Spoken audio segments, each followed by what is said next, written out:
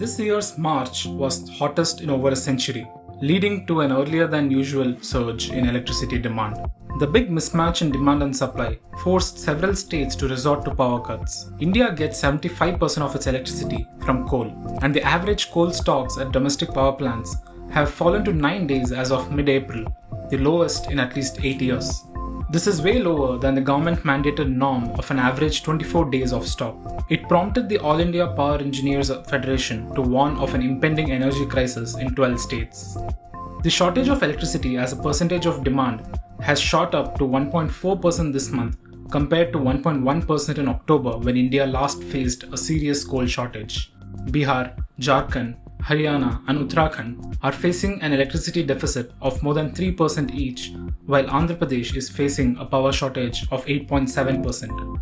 According to Central Electricity Authority, as of April 17, out of 173 plants that it tracks, 101 are left with critical levels of coal stock.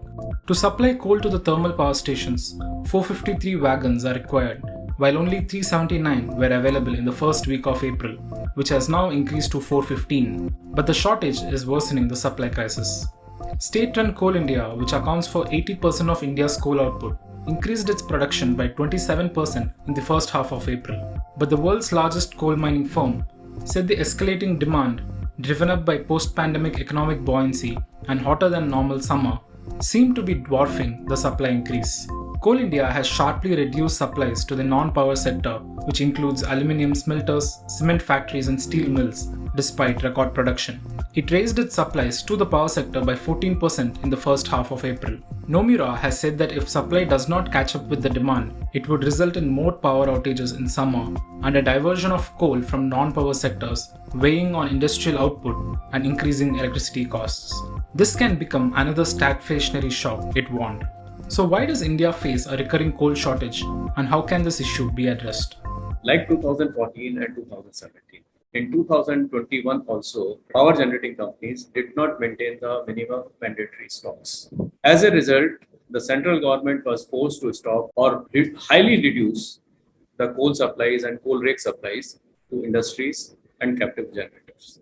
Now, that's a cycle which is happening and going on. That needs to stop. When coal is not given to captive generation, a part of it draws from the grid, and that adds to the increasing consumption. Power plants, for whatever n number of reasons, did not maintain the stocks, and effectively no action has been taken against those individuals who are responsible for this mess. The cost of coal at the pit head is around 400 rupees average. That Coal India says my cost is 1300 rupees at pit head. On 400 rupees actual cost, government charges 400 rupees as green cess.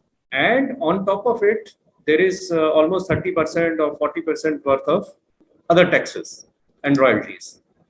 Now that everything makes, in place of 1300 cost, of course, Coal India will expect some profit. So definitely for them, the selling cost is 1600 rupees. The coal cost is actually inflated because of high level of inefficiencies in the Coal India system, which has been historically created.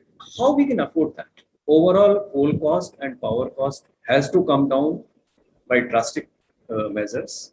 You can consolidate the demand and you can reduce the prices of coal. And once the coal prices come down, for railway also, the power cost is very high. And since the power cost is high, so they charge higher for the coal transportation. And that makes the coal costlier. See, ultimately what happens when the discoms are at a loss, they will not pay to the generator companies. Generator companies will not pay to Coal India. So it's a cycle.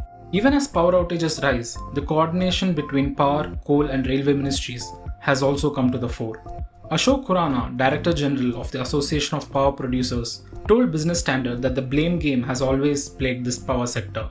Coal India, on its part, said that it is coordinating with these ministries to build up stocks at power plants, but exhorted plants designed to run on imported coal to meet their requisite imports set for the year. The Power Ministry also asked utilities to increase coal imports for blending. Fitch Ratings, however, said that high international coal prices would limit any significant increase in imports. Coal India was caught unprepared by the surge in electricity demand after the third wave of the pandemic. The long-standing problem of insufficient railway rakes to transport coal from pitheads to power plants added to the woes. Eliminating chronic short and long-term deficiencies in coal supply logistics and better interministerial planning can help solve India's power shortages. If you like this video, share it and subscribe to Business Standard.